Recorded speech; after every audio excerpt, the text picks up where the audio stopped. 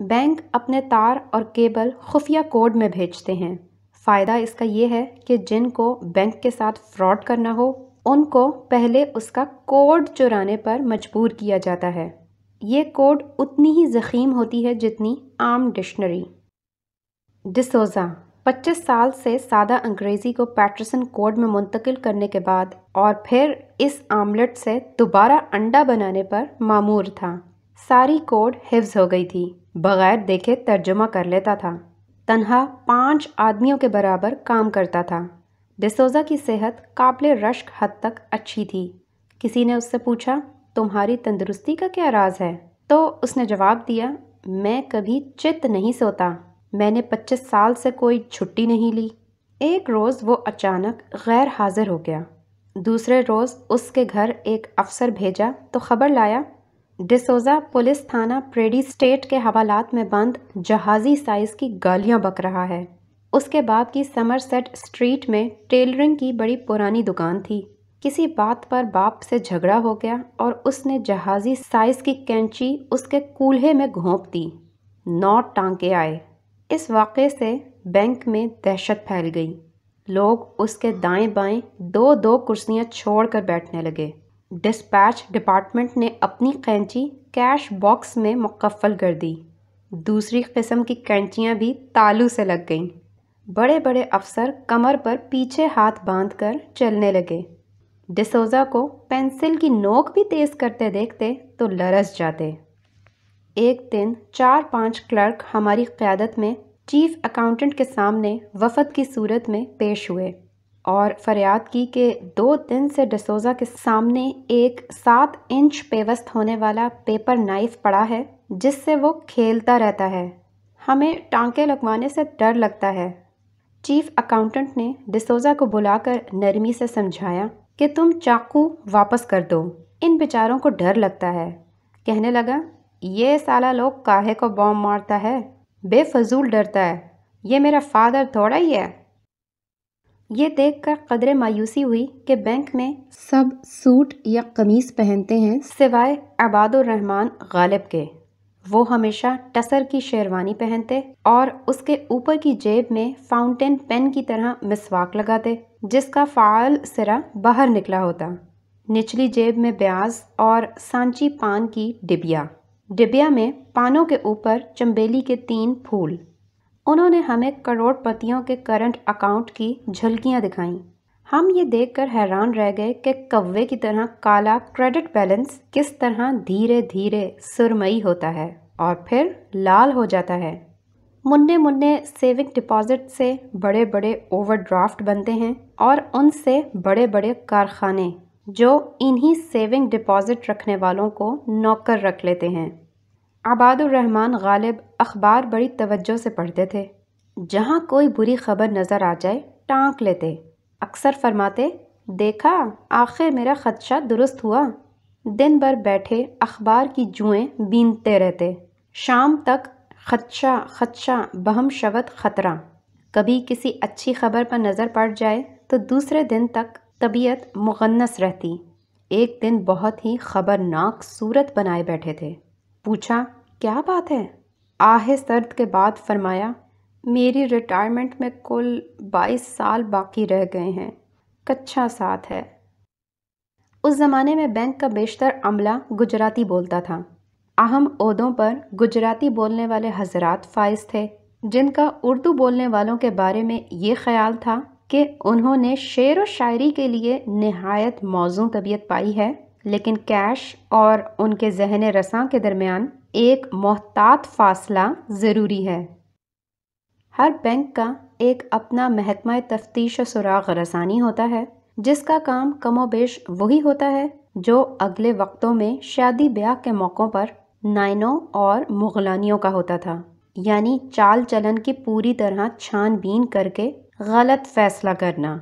یہ سارا محکمہ حسن احمد فاروقی کی تنہا ذات پر مشتمل تھا کہ وہ خود ہی اپنے باس تھے اور خود ہی ماتحت۔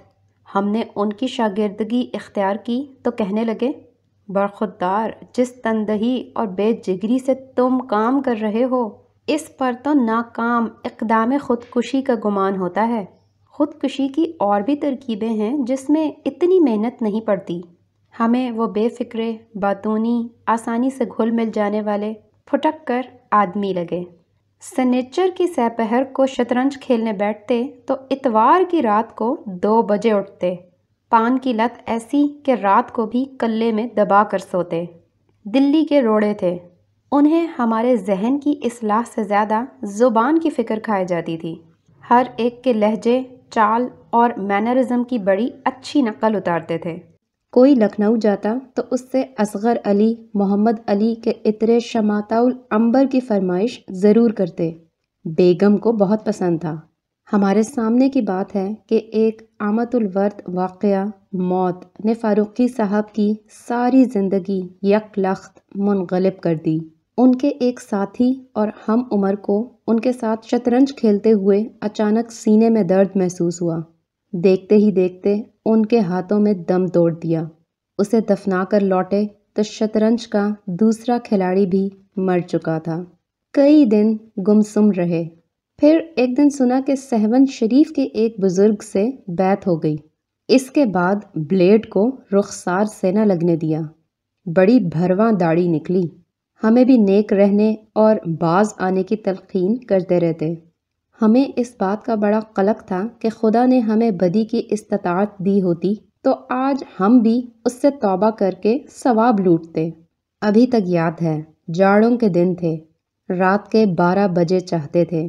ہم، ماں، اپنے بیوی اور 4 بچوں کے پیر الہی بخش کالونی کے کوارٹر کے چھوٹے سے کمرے میں فرش پر دیا سلائیوں کی طرح ایک طرف سر کیے پڑے تھے کہ کسی نے گھر کے سامنے حیدرآبادی انداز سے تالی بجائی. آنکھیں ملتے ہوئے باہر نکلے تو دیکھا فاروقی صاحب سر پر روئی کا ٹوپا پہنے ہاتھ میں لالٹین لیے کھڑے ہیں. ان کے دانت اور گھٹنے بج رہے تھے. گھبراہٹ میں ہم بھی ململ کا پھٹا کرتا پہنے ننگے پیر بستر سے نکل آئے تھے. بتیرا ہاتھ سے جبڑے کو تھاما، لیکن دانت تھے کہ اس آلے کی طرح کٹ کٹ کٹ کٹ مارکس کوڈ میں بجے چلے جا رہے تھے جو ٹیلی گراف آفس میں تار دینے کے لیے استعمال ہوتا. سادہ زبان میں سلام و کلام کا سوال ہی پیدا نہیں ہوتا تھا. دیر تک دونوں آمنے سامنے کھڑے بصد خلوص کٹ کٹاتے رہے. ہمارے تصرف میں ایک ہی کمرہ تھا، اس لیے ہم انہیں اندر آنے کے لیے بھی نہ کہہ سکتے تھے، لیکن وہ خود بھی خاصی عجلت میں تھے. انہوں نے باکمال شفقت ہمیں اپنی داڑھی سے لگایا. دونوں ایک دوسرے سے بڑی دیر تک چمٹے رہے. اس خلوص کی شدت سے زیادہ اس میں جاڑے کی شدت کو دخل تھا. بار بار مصافحہ اور مسلسل معانقہ کی گرمائی سے الفاظ پگھلے تو انہوں نے ہمیں چھوٹتے ہی شراب اور زنا سے پرہیز کرنے کی تلقین کی. ہم نے ننگے پیر پھٹے کرتے کے نیچے دھڑکتے دل پر ٹھٹرا ہوا ہاتھ رکھ کر رئیسانہ زندگی اور عیاشی سے اجتناب اور پرہیزی زندگی گزارنے کا وعدہ کیا اور عرض پرداز ہوئے، صاحب آپ نے رات گئے بڑی زحمت فرمائی. جواب میں فرمایا کہ انہوں نے اپنے پیر صاحب قبلہ کے سامنے مترجم قرآن اٹھا کر عہد کیا کہ وہ روزانہ کم از کم 7 آدمیوں کو شراب اور زنا سے باز رہنے کی تلقین کریں گے. عشاء کے بعد وہ اپنی روند پر نکلے ہوئے تھے. آج کی رات ہم چوتھے آدمی تھے، لیکن ان کی لالٹین میں ابھی کافی تیل باقی تھا اور بتی خاصی لمبی تھی. وقت رخصت سکوت کیا. فرمایا، ہمارے شیخ کا قول ہے کہ جاڑے اور بڑھاپے کو جتنا زیادہ محسوس کرو اتنا ہی لگتا چلا جاتا ہے.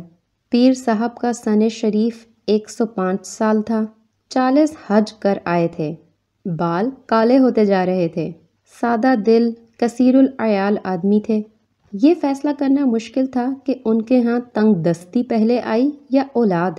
ہر دوسرے تیسرے مہینے ہمیں اپنے گھر لے جاتے جو بنس روڈ کے ایک گنجان علاقے میں ادیب سہارنپوری کے فلیٹ کے قریب تھا.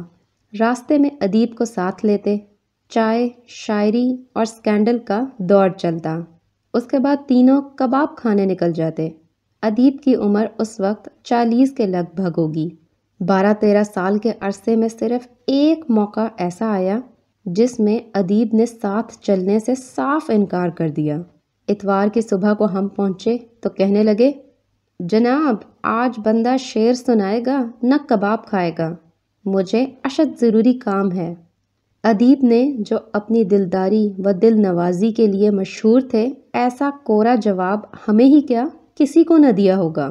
قریدہ تو معلوم ہوا کہ ہندوستان سے ایک ٹیم فٹ بال میچ کھیلنے آئی ہے، اس میں ایک سکھ کھلاڑی بھی ہے۔ کہنے لگے، یوسفی بھائی مجھے فٹ بال سے کبھی کوئی دلچسپی نہیں رہی، مگر خدا کی قسم 7 سال سے کوئی زندہ لطیفہ نہیں دیکھا۔ گرم چائے، تازہ غزل اور تیز چونے کے پان سے تواضع کے بعد فاروقی صاحب دلی کے کبابیے کی دکان پر لے جاتے اور گولے کے کباب کھلاتے۔ پیٹ بھرنے سے پہلے آنکھیں بھر آتی۔ دلی کے کبابیوں کا کیا کہنا، بالکل وہی تیزابی مسالے جو بہادر شاہ ظفر کے زمانے میں تھے، وہی شاہی رکابداروں کی ترکیبیں سینہ بسینہ چلی آتی ہیں، اور وہی امراض بھی میدہ بمیدہ۔ یوں تو دنیا میں غیبت سے زیادہ زود ہضم کوئی چیز نہیں، لیکن یہ کباب بھی حلق سے نیچے اترتے ہی جزو بدن ہو جاتے ہیں۔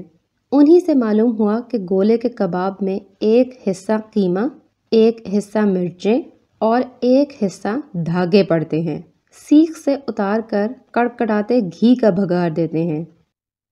سیخ کباب میں بھگار، یہ کس خوشی میں؟ ہم نے پوچھا۔ ارے بھائی، اس سے مرچوں کا دم مر جاتا ہے۔ ساتھ بھرت کی سبک سی کٹوری میں گرم مسالہ رکھ دیتے ہیں، پھر کبابوں میں بکری کا بھیجا اور الہڑ بچھڑے کی نلیوں کا گودا علیحدہ سے ڈالتے ہیں۔ لیکن یہ کیوں؟ اس سے گرم مسالہ اور جائفل جویتری کا دم مرتا ہے، پھر بڑی پیاز کے لچھے اور ادرک کی ہوائیاں، اور ان پر ہری مرچیں کتر کر ڈالتے ہیں۔ یہ میسر نہ ہو تو محض سی سی کرنے سے بھی لذت بڑھتی ہے۔ اگر یہ سارے چونچلے فقط کسی نہ کسی کا دم مارنے کے لیے ہیں تو چٹوروں کی سمجھ میں اتنی سی بات کیوں نہیں آتی کہ یکے بعد دیگرے دم مارنے کی بجائے شروع میں ہی کم مرچیں ڈالی جائیں، یا پھر زبان پر ربڑ کا دستانہ چڑھا کر کھائیں۔ بعد ازاں اسی نقطۂ راز کو پروفیسر قاضی عبدالقدوس ایم.اے. نے اپنے بقراتی انداز میں یوں ذہن نشین کرایا کہ جوانی دوانی کا دف بیوی سے مارا جاتا ہے، بیوی کا دف اولاد سے مارتے ہیں، اور اولاد کا سائنسی تعلیم سے، سائنسی تعلیم کا دف اپنے ہاں دینیات سے مارا جاتا ہے۔ ارے صاحب، دف کا مارنا کھیل نہیں، مرتے مرتے مرتا ہے۔ فاروقی صاحب ان لوگوں میں سے نہیں تھے جو دسترخوان کی بجائے سر آنکھوں پر بٹھاتے ہیں، انہیں کھانے سے زیادہ کھلانے میں مزہ آتا تھا۔ ہر لقمے کے ساتھ دہلوی دسترخوان کی نزاکتیں بھی ذہن نشین کراتے۔ ایک دن کہنے لگے، دلی میں تو جو شخص شیر مال اور تافتان میں فرق نہ کر سکے اسے کلچرڈ نہیں سمجھتے۔ یہ کون سی مشکل بات ہے؟ ہم نے کہا۔ اچھا تو بتائیے کیا فرق ہوتا ہے؟ ایک زیادہ بدمزہ ہوتا ہے۔ بیعت کے بعد فاروقی صاحب نے اپنے شیخ کے ایما پر حضرت شاہ عبداللطیف بھٹائی کے عارفانہ کلام سے کسب فیض کی خاطر سندھی سیکھنی شروع کر دی۔ قلب گداز ہو چکا تھا۔ ویسے بھی صلح کل آدمی تھے۔ سندھی کی پہلی کتاب سبکن سبکن پڑھ کر بولے، صاحبوں مجھے تو اردو اور سندھی میں کوئی فرق نظر نہ آیا، اردو کے نقطوں کو الٹا کر لگا دیا جائے تو سندھی بن جاتی ہے۔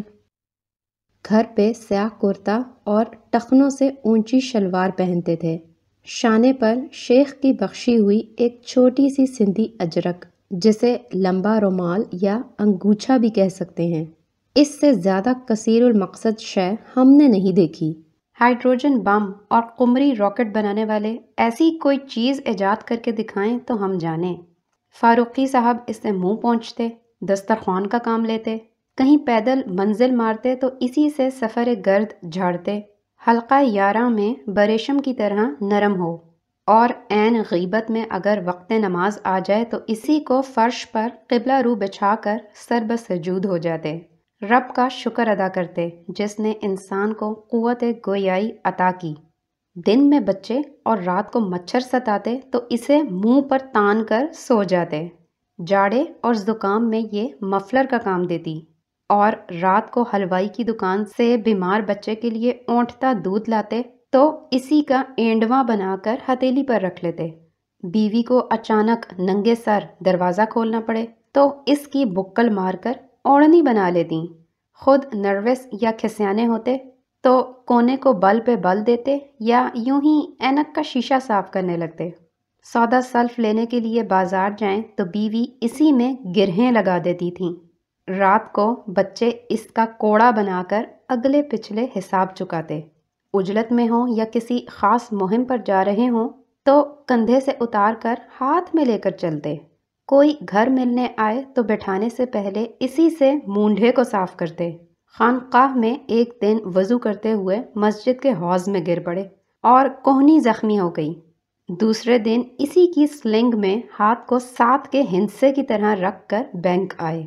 کوئی بھری محفل میں نازیبا بات یا مذاق کر بیٹھے تو اسے منہ میں ٹھونس ٹھونس کر کھس کھس ہنسی کو چھانتے رہتے۔ دوپہر کو فرش پر کھانا کھانے بیٹھتے تو بیوی اسی اجرک کی چنری بنا کر مکھیاں جھلتی رہتی۔ روز صبح اسے دھو کر شام کے استعمال کے لیے سجل کر دیتی۔ بڑی بیٹی کی شادی طے ہوئی تو بینک سے 500 روپے قرض لیے۔ اس دن شام کو شادہ و فرحاں اپنی بیٹیا کے جہیز کے سارے کپڑے اسی میں باندھ کر دکھانے لائے۔ پھر وہ گھڑی بھی آئی جب سخی سہیلیوں نے ایسی رندھی ہوئی آواز میں لکھی بابل مورے کاہے کو بیاہی پردیس رے، لکھی بابل مورے گایا کہ دلہا والوں کی آنکھیں بھی نم ہو گئیں۔ جس باپ نے جہیز میں چاندی کا زیور، ململ کے دوپٹے اور ایلومینیم کے برتن دیے، اس کے سینے سے لگ کر جس طرح بیٹی پھوٹ کے روئی، ہم نے کسی امیر کبیر کی بیٹی کو اس طرح تڑپ کر روتے نہیں دیکھا۔ شادی بخیر و خوبی انجام پا گئی۔ میاں بیوی کو اطمینان ہوا کہ بار بوجھ ہلکا ہوا ہے، لیکن مشیت کو کچھ اور منظور تھا۔ 3 مہینے بھی نہ گزرے ہوئے ہوں گے کہ بیوی کو ٹائیفائیڈ ہوا۔ 5-6 دن تک تیز بخار میں کھانا پکاتی، جھاڑو بھارو دیتی اور بچوں کو نہلا دھلا کر اسکول بھیجتی رہیں۔ شام کو گھر جاتے تو پاکستان چوک سے ایک ہومیوپیتھک ڈاکٹر سے 4 آنے کی پوڑیاں لیتے جاتے۔ کسی سے تذکرہ تک نہ کیا۔ رات کی جگار سے سوجی سوجی آنکھوں کو ہتھیلیوں سے مل مل کر دن بھر کام کرتے رہتے۔ 10 دن بیمار رہ کر وہ نیک بی بی اپنے رب سے جا ملی۔ دل پر کیا کچھ نہ گزری ہوگی، لیکن کیا مجال حرف شکایت زبان پر آ جائے۔ یہی شیخ کی ہدایت تھی۔ جنازے میں محلے کے سبھی لوگ شریک تھے۔ بیٹا جو مشکل سے 9 سال کا ہوگا، اسی اجرک میں پھولوں کی چادر، اگربتی، گلاب جل اور شوامت العنبر باندھے بے خبر پیچھے چل رہا تھا۔ اس میں ابھی تک یاد دلانے کے لیے ایک ننھی سی گرہ مرحومہ کے ہاتھ کی لگی ہوئی تھی، جسے انہوں نے 3 دن سے نہیں کھولا تھا۔ ڈولا لحد کے پہلو میں رکھا گیا اور سرہانے سے غلاف کعبہ کا پارچہ ہٹا دیا گیا۔ میت قبر میں اتارنے لگے تو اپنے ہاتھوں سے اجرک قبر میں ڈال کر دکھ درد کے ساتھی کو مٹی میں سلا دیا۔ اسی سے گوشہ چشم کو پہنچا، دھیرے سے گرہ کھولی اور پھر اپنے شیخ کے اس تبرک کو کفن پہ ڈال دیا۔ رات کے 10 بجا چاہتے تھے۔ بینک میں 10-12 شب زندہ دار رہ گئے ہوں گے۔ بسیں چلنی بند ہو گئی تھیں اور اندر باہر سناٹا تھا۔ بھوک بھی تھوڑی دیر ایڑیاں رگڑ رگڑ کر مری نہیں تو ایسی گہری نیند ضرور سو گئی تھی جو سسکیاں لے لے کر رونے کے بعد بچوں کو آ جاتی ہے۔ اچانک عجیب و غریب آوازیں آنے لگیں، جیسے چیل، مینڈک اور بوڑھی میم مل کر قوالی گا رہے ہوں۔ ہم نے ہال میں آ کر دیکھا تو معلوم ہوا یہ تمام آوازیں ایک نو گرفتار آزاد منش سیکنڈ لیفٹیننٹ NMMM NP کنجو کے گلے میں رڑک رہی ہیں۔ انہیں بینک میں وارد ہوئے کوئی 1 مہینہ ہوا ہوگا اور اس وقت وہ ملے عالم زبان کا ایک رومانٹک لوک گیت گا رہے تھے۔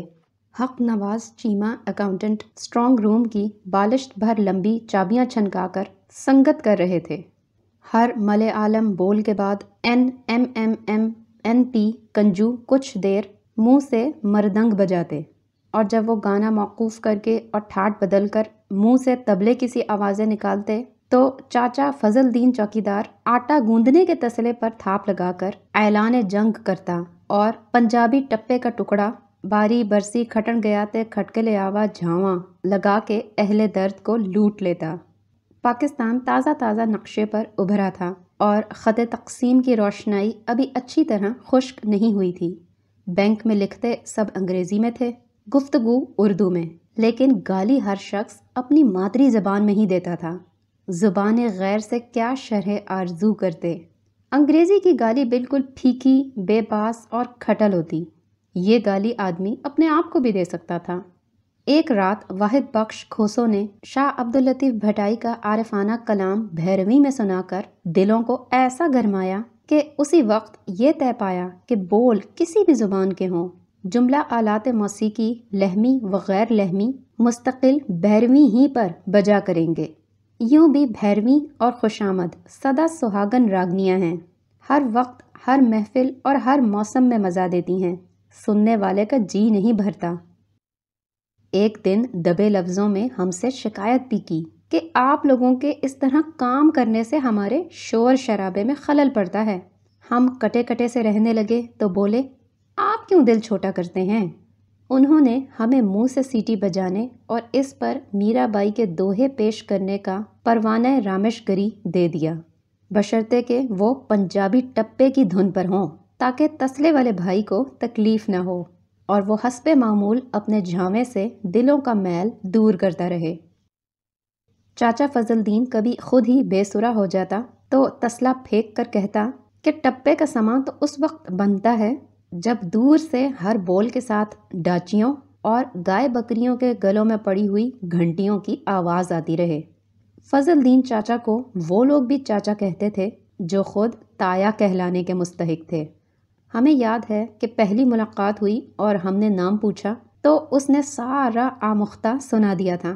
موزہ تھوئیاں، دربار بابا حضرت شاہ قلیل، علاقہ تھانہ علی پور چٹھا، ضلع گجرانوالہ، نزد لاہور، معرفت اللہ رکھا سائیکل پنچر مستری پہنچ کر چودھری فضل دین پینشن یافتہ لانس نائک کو ملے۔ بینکوں میں ان دنوں صبح 8:30 بجے سے رات کے 10-11 بجے تک لگاتار کام ہوتا تھا، جبکہ گورنمنٹ دفتر کے اوقات بیکاری 9 سے 4:30 تک تھے۔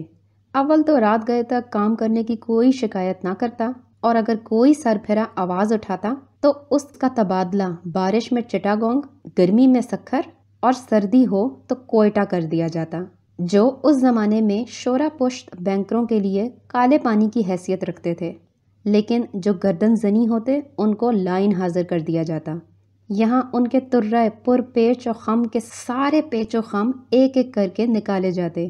ہمیں یاد نہیں کہ 2-2.5 سال تک ہم نے یا ہمارے ساتھیوں نے کبھی 14 گھنٹے سے کم کام کیا ہو۔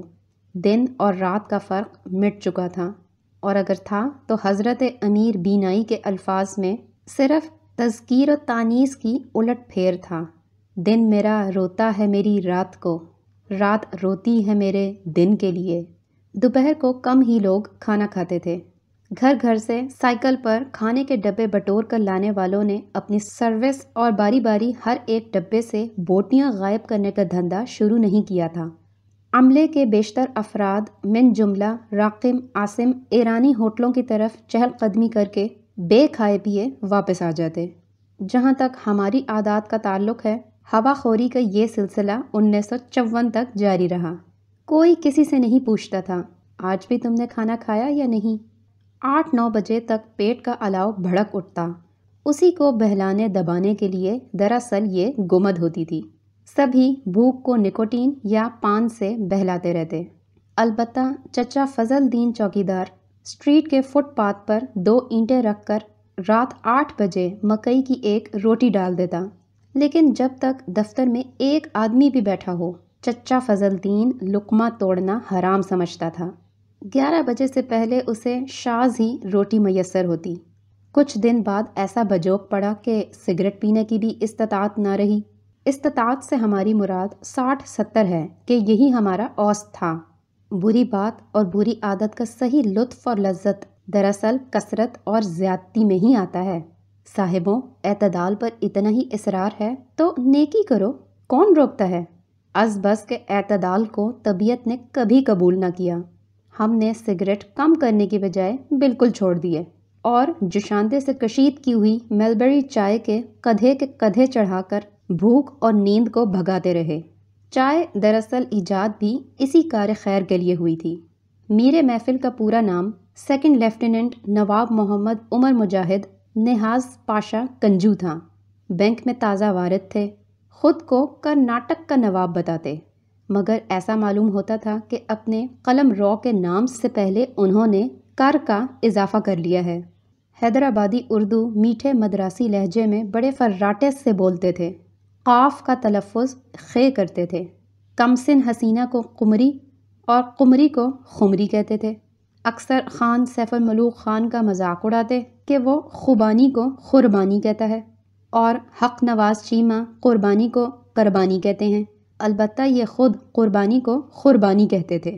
اپنے نام کا تلفظ ین یو یم یم یم ین پی فرماتے تھے۔ ایک دن ہم نے چھیڑا، سرکار نے سارا کرناٹک چھوڑ کر یو پی کی خاتون سے کیوں شادی رچائی؟ اما کھٹا سالن، املی چاول اور بھگارے بینگن کھاتے کھاتے دانت عمل گئے۔ اتفاق سے ملاقات ہو گئی۔ سلیقہ مند خاندانی خمری، لکھنوی خلیہ خورما پکانے میں طاق، قبول صورت، امور خانہ داری کے قاعدے اور قانون سے واقف، اور کیا چاہیے؟ وہ خخیائے، مگر آپ بھی تو مارواڑی رانگڑ ہیں، آپ نے اہل زبان سے کیوں عقد نکاح کیا؟ ہم نے تو یہ گستاخی محض اردو زبان سے اپنی جھجک نکالنے کے لیے کی تھی۔ اے گل ہوئی نا جوانہ والی، چچا فضل دین نے ہماری لسانی منصوبہ بندی کی داد دی۔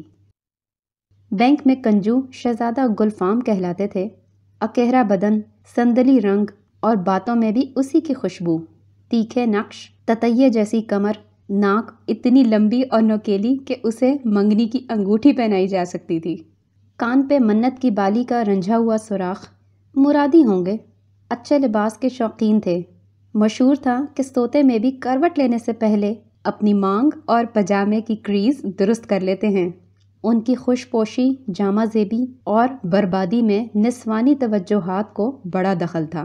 مئی جون میں بھی گلے میں پولکا بندکیوں کا سلک سکارف باندھتے تھے۔ ایک دن ہم نے ٹوکا کہ آپ کی 1/3 تنخواہ بازار اور 2/3 تنخواہ درزی کی نظر ہو جاتی ہے۔ پچھلے مہینے آپ نے اپنے خانگی بجٹ کے دوسرے پلڑے میں ہماری حقیر تنخواہ کا پاسنگ ڈالا تھا، تب کہیں ڈنڈی برابر ہوئی۔ ارشاد فرمایا، میلے پرانے دھرانے کپڑے پہننے کا حق صرف کروڑ پتی سیٹھوں کو پہنچتا ہے، نوکری پیشہ آدمی کے تو اللہ رکھے یہی اللے تللے ہوئے ہیں۔ ہر شخص کی اپنی مخصوص چال اور آواز ہوتی ہے۔ یہ قدرت کا معجزہ ہے کہ بینہ ایسی چال اور ایسی آواز نہ دنیا میں کسی کی ہوئی اور نہ ہوگی، لیکن جیسی عجیب و غریب چال ان حضرت کی تھی، ہم نے اس سے ملتی جلتی بھی نہیں دیکھی۔ تقریباً حالت رکوع میں چلتے پھرتے تھے، لیکن ہاتھوں کی پوزیشن ایسی ہوتی گویا آندھی میں سائیکل کا ہینڈل مضبوطی سے پکڑے چڑھائی چڑھ رہے ہوں۔ بہت دن بعد معلوم ہوا کہ ہارمونیم کے رسیاں ہیں اور ہمہ وقت اسے گود میں اٹھائے پھرنے سے اسی پوز میں اکڑ کر رہ گئے ہیں۔ ہارمونیم اٹھائے ہوئے نہ ہوں تو توازن برقرار رکھنا دشوار ہو جاتا، قدم قدم پر ڈگمگاتے، لڑکھڑاتے، کبھی الار ہو جاتے۔ اکثر فرماتے کہ پورے صوبہ مدراس اور کرناٹک میں ہارمونیم پر مجھ سے تیز ٹائپ کوئی نہیں کر سکتا۔ ہارمونیم اتنی برق رفتاری سے بجاتے کہ انگلیاں نظر نہیں آتیں، دھن بھی کہیں نظر نہیں آتی۔ فی منٹ 150 الفاظ کا خون کرتے تھے۔ قرض لینے میں انہوں نے کبھی بخل سے کام نہیں لیا تھا۔ کہتے تھے کہ ادھار سے اخوت اور مساوات بڑھتی ہے۔ اس زمانے میں سب کا حال پتلا تھا۔ کون ہے جو نہیں ہے حاجت مند؟ جس کو دیکھو پاؤں چادر سے گھٹنوں تک باہر نکلے ہوئے ہیں۔ ایسوں سے قرض لینا، لے کر نہ دینا اور پھر لینا، یہ انہی کا جگرا تھا۔ کسی کا ہاتھ تنگ ہوتا تو یار لوگ الٹا اسی سے قرض مانگنے لگتے، اس ڈر سے کہ کہیں وہ پہلے نہ مانگ بیٹھے۔ جب کوئی واقعی قرض مانگتا تو لوگ اپنی اپنی مشکلات کا ذکر اس انداز سے کرتے کہ مانگنے والا بھی آپ دیدہ ہو جاتا۔ ہمدردی اور دل سوزی کا اس سے زیادہ مؤثر طریقہ ہنوز ایجاد نہیں ہوا۔ برصغیر کے بعض پسماندہ علاقوں میں ابھی تک یہ دستور چلا آتا ہے کہ برادری کی بڑی بوڑھیاں کسی کے ہاں غمی میں شریک ہوتیں تو لمبا سا گھونگھٹ کاڑ کر بیٹھ جاتیں اور اپنے اپنے پیاروں کا نام لے کر بین کرتی دھاڑتی ہیں۔ سب اپنے اپنے مردوں اور مردوں کی خوبیاں بخان کر خشک آنکھوں سے روتی ہیں۔ اگر کوئی ناواقف حال پہنچ جائے تو وہ 1 گھنٹہ بین سن کر یہ فیصلہ نہیں کر سکتا کہ اس محفل آہو بقا میں 2-2.5 مردوں میں سے آج کا مرحوم خصوصی کون ہے۔ ان دنوں بینک میں یہی رسم راہ دلسوزی اور دستگیری تھی۔ اپنی اپنی اندلیب سے مل کر کچھ دیر آہوزاریاں کرنے کے بعد سب اپنی ضرورتوں اور آرزوؤں کو اجتماعی قبرستان میں دفنا دیتے، لیکن اس طرح کہ دوسرے دن چھنگلیاں سے کھود کر نکالی جا سکیں۔